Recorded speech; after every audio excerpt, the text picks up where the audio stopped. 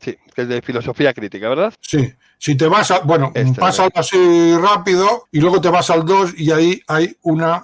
aquí están las pruebas de esto apareció en los diarios acusando a los alemanes de exterminar a 6 millones de judíos. Está ahí, o sea, nadie niega esto. Y aquí habla de lo que le ha pasado a Norman Finkelstein por dudar. Y ahora si te vas al 2, porque esto tuvo una segunda parte... Es el derecho a dudar 2, ¿correcto? Sí, y ahora te vas a un fragmento que está en inglés, si tú que la fonética inglesa la tienes más clara. The Destruction of European... Sí. La destrucción de los judíos europeos durante la Segunda Guerra Mundial ha tapado la memoria del primer holocausto del siglo XX en el wake, en el despertar de la Primera Guerra Mundial.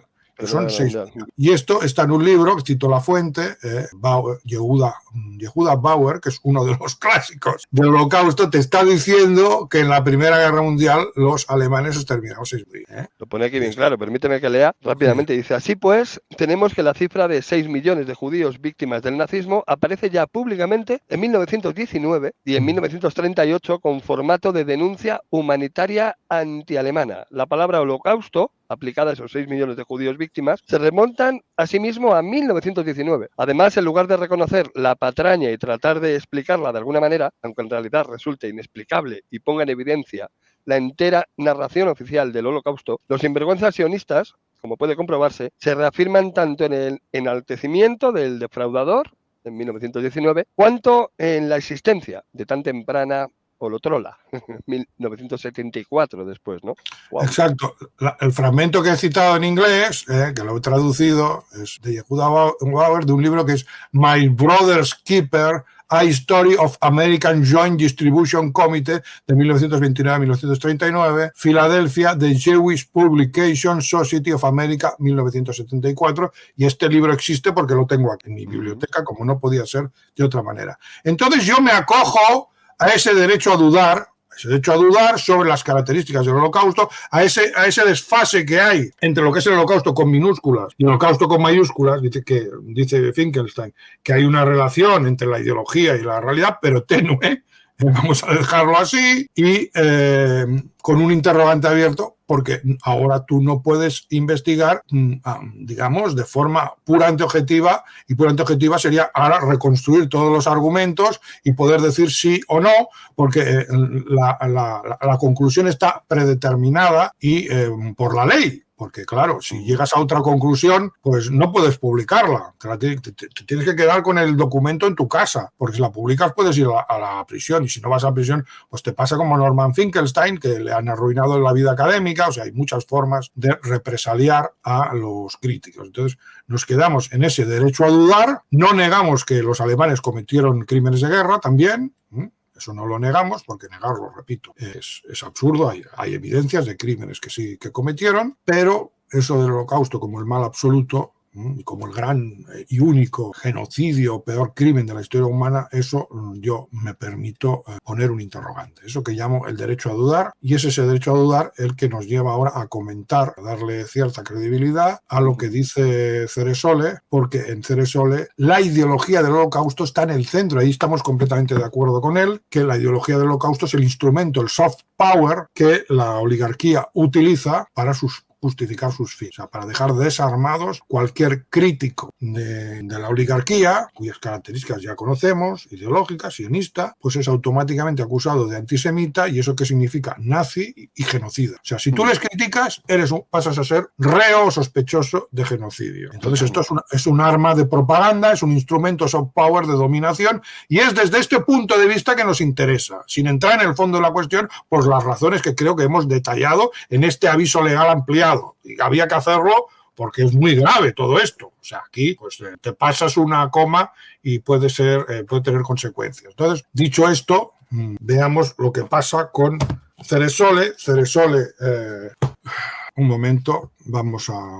Ceresole, puedes poner un poco la biografía que aparece en la Wikipedia. Vamos a ver un poco. Norberto Ceresole sí. nació en Buenos Aires en agosto de 1943, el 4 de mayo de 2003, pone aquí Ibidem, no sé qué significa. Bueno, fue un escritor, sociólogo, politólogo y asesor. ¿Perdón? Ibidem es lo mismo. Sí, significa lo mismo. Vale, pues se me había ido, gracias.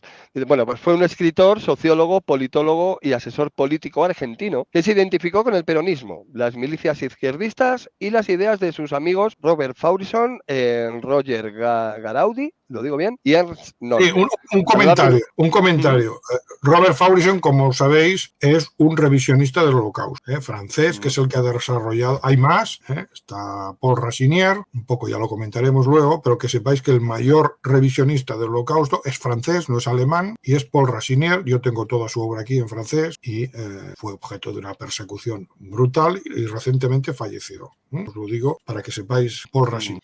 Y Roger Garaudi es una persona que procedía del campo comunista, un poco como Ceresole, que venía muy a la izquierda, porque la primera etapa de la vida de Ceresole, pues ya estudia en la Academia Soviética, está muy a la izquierda, pero es, digamos, un peronista de izquierda. Y tiene buena relación con Roger Garaudi, que es el autor de un libro por el que fue perseguido también, que se llama Los mitos fundacionales del Estado de Israel, que os lo recomiendo. Aunque es relativamente moderado, el propio Ceresole dice que hace Garaudi una distinción entre sionismo y judaísmo, y ya os leeré luego lo que dice sobre esa distinción, porque ahí coincidimos un poco con él, pero que sepáis que Garaudi pues, escribió esa obra, luego se convirtió, primero fue comunista, luego se hizo cristiano y luego en su última etapa se convirtió al Islam. Roger Garaudi es un gran pensador francés, experto en Hegel, es serio y sufrió pues una transformación, digamos, ideológica, aunque nunca abandonó el campo de las religiones abrahamánicas, y por eso yo lo considero ya con cierta distancia. Yo puedo leer sus libros, tenerlos en cuenta, pero él nunca quiso salir del campo de los universalismos abrahamánicos, que para mí son la gran trampa del nacionalismo supremacista judío para que nosotros renunciemos a nuestro propio. Bueno, de eso ya hablaremos. Sigue. Sí, bueno, por supuesto, a lo largo de su vida fue acusado de ser neofascista y antisemita debido a su negacionismo de tal, y fue una voz influyente entre algunos grupos oficiales militares nacionalistas de izquierda en diversas partes de Sudamérica. Datos curiosos, mira, estudió en Alemania, Francia e Italia. En el 69 viajó a Perú, donde se acercó al gobierno militar de Juan Velasco Alvarado, quien había dado un golpe de Estado el año anterior, y se convirtió en el consejero del gobierno hasta 1971. Después viajó entonces a España, donde se hizo de portavoz de Juan Domingo Perón durante su exilio en Madrid. En el 72 se muda a Buenos Aires, donde ingresó en el Ejército Revolucionario del Pueblo. Bueno, tenía aquí una biografía brutal. Luego, entre el 76 y 83, vivió en España. Mantuvo relaciones cordiales con los principales representantes del negacionismo histórico europeo, entre ellos el profesor Faurisson, que lo habías comentado antes. Su camino le lleva a relacionarse con figuras representativas del bloque prosoviético latinoamericano, como Salvador Allende, Fidel Castro, por ejemplo, llegando a ser miembro de la Academia de Ciencias de la ex-URSS, especializado en América Latina. Bueno, este hombre tiene una historia acojonante. No, y además aquí se reconoce que apoyó abiertamente, además mostramos una foto, si quieres la vuelves a mostrar, al MSR, tenemos al Movimiento Social Republicano, que es un movimiento totalmente de nuestro campo, aunque cometiera errores tácticos y tal. Bueno, yo un poco le puse las bases de su ideología, y este señor pues vino y se unió al Movimiento Social Republicano. O sea que estábamos muy cerca, sin coincidir, porque ya veremos que hay diferencias, como las hay con Garaudi, también las hay con él. Él, a partir de 1998, desde 2003 que fallece, ya no puede ir evolucionando. Si hubiera podido leer y trabajarse a fondo la obra de Heidegger, no hubiera llegado a ciertas conclusiones que no son conclusiones, porque él dice ya en 1998 que es como si hubiera nacido de nuevo, y tiene 50 años y está en el inicio de un proceso. No puede consumar ese proceso porque fallece. O sea, nosotros, claro, desde 3 han pasado muchos años, han pasado 21 años y se ha ido trabajando en esto. Yo especialmente he trabajado en esto y he llegado bastante más lejos que él. Porque partiendo de él puedes avanzar más rápido.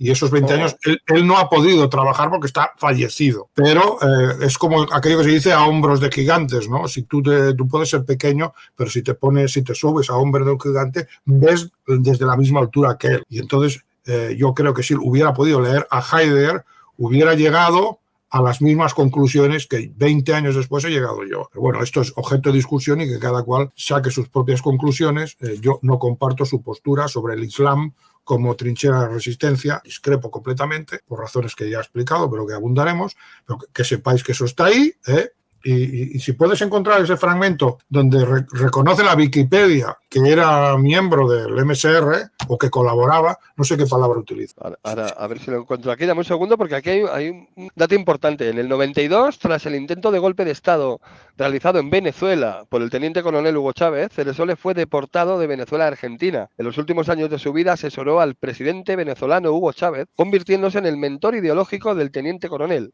Ceresole abandonó el gobierno de Chávez tras una violenta disputa entre este y el vicepresidente José Vicente Rangel. O sea, está todo relacionado, ¿eh? Sí, ya leímos lo que decía este Vicente Rangel, que para mí es un masón, pero un masón de... A ver, no tengo la prueba, pero huele a masón, vamos a decirlo así, y acordaos de lo que leí, de lo que él pone en boca de Vicente Rangel, pero citando la fuente, ¿eh? Fijaos lo que dice, que José Vicente Rangel fue su enemigo, alguien que tenía el apoyo del Partido Comunista, pero que un poco representaba todo el staff de la comunidad judía venezolana que vio en Ceresole una amenaza. Y entonces José Vicente Rangel, ya lo dije en el vídeo anterior, pero lo vuelvo a leer, porque fue su enemigo mortal, políticamente hablando, su enemigo mortal. Y fijaos lo que dice José Vicente Rangel, esto está en este libro que cité el otro día, Caudillo Pueblo Ejército Pueblo, de Norberto Ceresole, y pone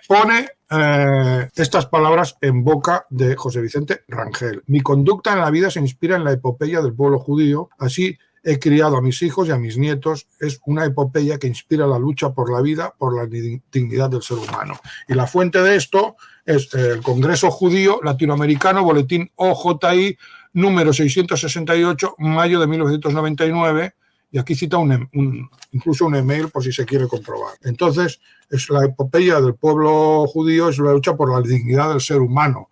Eso supongo que incluye el libro de Josué y el exterminio de pueblos enteros, incluidos los bebés. Pero supongo que José Vicente Rangel, cuando llega a esas partes del mundo de la epopeya, pues los ojos se le cierran y no lo quiere ver.